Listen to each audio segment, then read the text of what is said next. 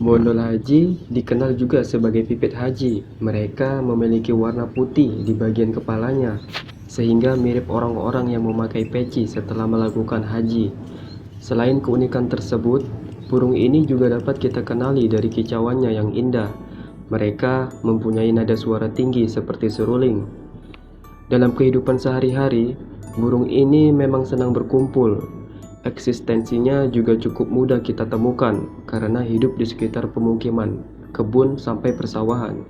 Ukuran tubuh bandol haji hanya sekitar 11 cm. Burung ini memiliki warna bulu